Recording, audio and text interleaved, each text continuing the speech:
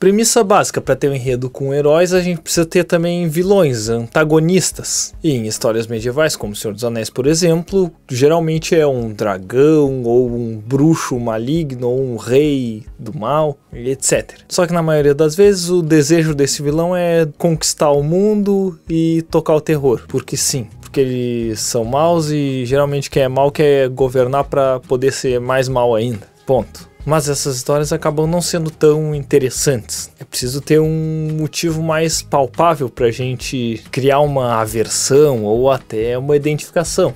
Ou vai dizer que tu não conhece por aí alguns vários que se identificou com aquilo do Thanos de estalar o dedo e metade da população não existe mais porque o mundo seria melhor, resolveria muitos problemas, blá blá blá. Só que um dos mistérios da Terra-média e dos contos do Tolkien é o real objetivo do Sauron. A gente entende que ele quer reaver a sua joia de poder para ficar mais forte e conseguir oprimir os povos livres e assim moldar esse mundo ao que ele julga ser o ideal. Mas é só isso? Bom, é aí que começa a discussão, porque a gente está assistindo uma história pela perspectiva dos heróis, não dele, não do inimigo, o que significa que além de dominar a Terra-média, não sabe exatamente o que ele faria depois, caso tivesse êxito, o que ele faria se reinasse. E é bom pensar que na mente dele ele não era mal. Geralmente quem é ruim, maligno, não tem essa noção de que é ruim. Então ele queria ordem e estrutura no mundo, mas do seu jeito. E como ele era o mais sábio e poderoso por ali depois que o seu mestre foi capturado, ele pensava que essa responsabilidade de deixar tudo perfeito era dele. Só que é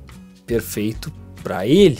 Aquele paralelo com outros regimes autoritários que rolaram por aí e por aqui. E lembrando que ele era um agente do Morgoth que, em certo ponto, se passando por Anatar, um elfo de bela aparência, conseguiu convencer até mesmo os homens de Númenor a atacarem Valinor. Porque talvez ele estivesse fazendo tudo isso para conseguir resgatar o seu mestre que havia sido banido. Quando Morgoth é derrotado na Primeira Era, Sauron consegue fugir do julgamento dos Valar. E eles meio que deixam de canto a Terra-média para que ela se endireite por conta. Quando tá tudo se acalmando, Sauron ressurge como um enganador, um sedutor de novos poderes. Ele começa a incitar o surgimento de vários cultos ao Morgoth, até que em dado momento ele se autodenomina o Lorde das Trevas. Ele começa a corromper, já que ele não tem o poder da criação, e começa a traçar os seus planos para dominar esse continente. Como ele jamais vai ser aceito ou perdoado pelos Valar, só lhe resta terminar o trabalho de seu antigo mestre. Como os Valar não agiriam diretamente contra ele, até por medo de devastar suas criações, enviaram magos para lutar indiretamente com esse mal, ao invés de repetir o que eles haviam feito na Batalha da Primeira Era, que destruiu boa parte da Terra-média. Só que no final das contas ele perdeu na Guerra do Anel, então a gente jamais vai saber. Em resumo, dá pra dizer que toda essa culpa é do Morgoth, que queria ser o criador por direito e acabou introduzindo a corrupção na Terra-média. O Sauron seguiu o exemplo dele. Ele também começou sendo um colaborador dessa criação, ele era um aprendiz do Áuleo, ferreiro dos Valar, e acabou depois se identificando com alguém que tinha um propósito mais nefasto e um ponto de vista diferente sobre poder e impor a sua vontade sobre a criação.